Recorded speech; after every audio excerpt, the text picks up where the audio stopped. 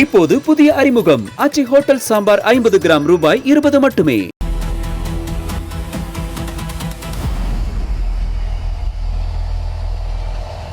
சலீம், நேற்றுக்கு நம்ம இந்த வரலாறு பகுதியில் நம்ம பார்க்கும்போது 2001 தேர்தல் பற்றி தான் பார்த்துருந்தோம். அதுக்கு முன்னாடி தேர்தலில் ஒரு செட்பேக், ஒரு ஃபால் இருந்தது மறைந்த முதலமைச்சர் ஜெயலலிதாவுக்கு. அது எப்படி அவங்க எதிர்கொண்டு 2001 அவங்க ஜெயிச்சாங்கிறதுல இன்றைக்கும் அதே தேர்தலில் இன்னும் சில முக்கியமான ஆங்கிள்ஸை பார்க்க போகிறோம். குறிப்பாக அதிமுக கூட்டணி ஜெயிக்கிறதுக்கு தேர்தலில் போட்டியிடாமலேயே ஜெயலலிதா முதலமைச்சராக பதவி ஏற்றுக்கிட்டாங்க. அவங்க பதவியேற்ற வேகத்திலேயே உச்சநீதிமன்ற உத்தரவால் அவங்களுடைய பதவி விலகவும் நேரிட்டது. அது சம்பந்தமான அந்த வரலாற்றையும் நம்ம இப்ப பார்க்கலாம்.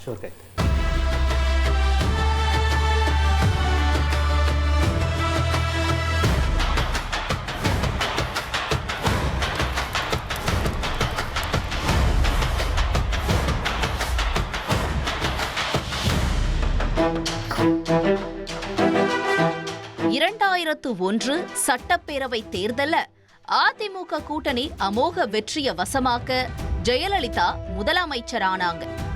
எம்எல்ஏ ஆகாமலேயே ஜெயலலிதா முதலமைச்சரா பதவியேற்றாங்க. டான்சி வழக்குல 3 ஆண்டு சிறை தண்டனை விதிக்கப்பட்டதுனால அவங்க தேர்தல்ல போட்டியிட முடியல. ஆனாலும் முதலமைச்சரா ஜெயலலிதா பதவியேற்றாங்க.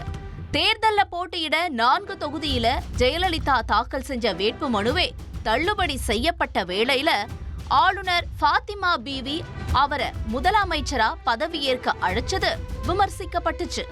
தொடர்ச்சியா டான்சி வழக்குல 3 ஆண்டுகள் சிறை தண்டனை பெற்ற ஜெயலலிதா முதலமைச்சரா பதவியேற்றது செல்லாதுன்னு உத்தரவிட கோரி உச்சநீதிமன்றத்துல வழக்கு தொடரப்பட்டுச்சு. அதற்கு மத்தியில ஜெயலலிதாவோட அதிரடி நடவடிக்கை தொடங்குச்சு.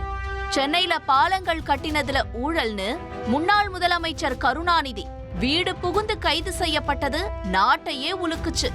ஜெயலலிதா நடவடிக்கைகள் தொடர டான்சி வழக்கில் தண்டனை விதிக்கப்பட்ட ஜெயலலிதா முதலமைச்சரா தொடரலாமா கூடாதான்னு உச்சநீதிமன்றத்துல விசாரணை தீவிரமா நடந்துச்சு. வழக்க விசாரிச்ச நீதிபதி பருஷா தலைமையிலான அரசியல் சாசன அமர்வு ஜெயலலிதா பதவியேற்றது செல்லாதுன்னு 2001 செப்டம்பர் 21 தீர்ப்பளிச்சது. அதனால ஜெயலலிதா முதலமைச்சர் பதவியை விட்டு விலகுனாங்க. அப்ப வருவாய்த்துறை அமைச்சரா இருந்த ஓ பன்னீர்செல்வத்தை முதலமைச்சராவும் ஆக்குனாங்க.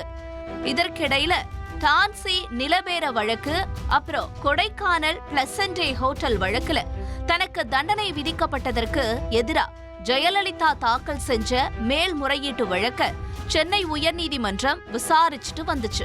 ஜெயலலிதாவோட அரசியல் வாழ்க்கைய தீர்மானிக்கிற வழக்கா இந்த வழக்குகள் பார்க்கப்பட்டுச்சு.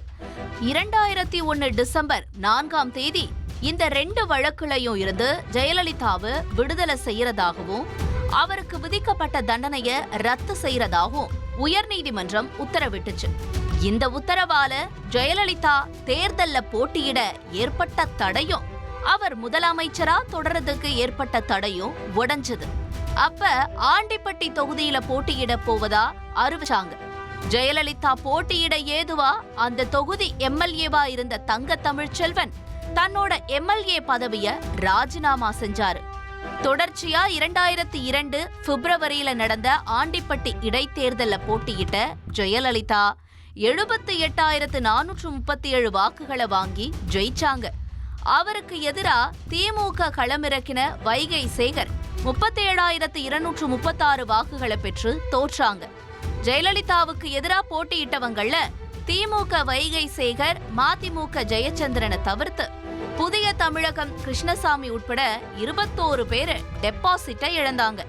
ஜெயலலிதா 1 லட்சம் வாக்கு வித்தியாசத்துல ஜெயிப்பாங்கன்னு அதிமுக சவால் விடுத்துட்டு வந்துச்சு. ஆனா அவரது வாக்கு வித்தியாசம் 50,000ஐயும் தாண்டாதது அன்றைக்கு அதிமுகவினருக்கு அதிர்ச்சியாகவே இருந்துச்சு.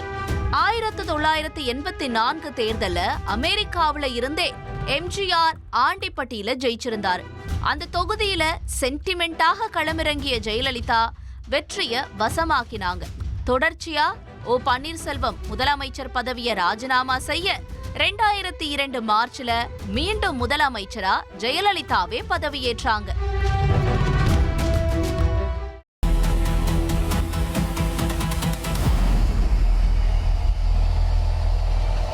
இப்போது புதிய அறிமுகம் ஆச்சி ஹோட்டல் சாம்பார் 50 கிராம் ரூபாய் 20 மட்டுமே.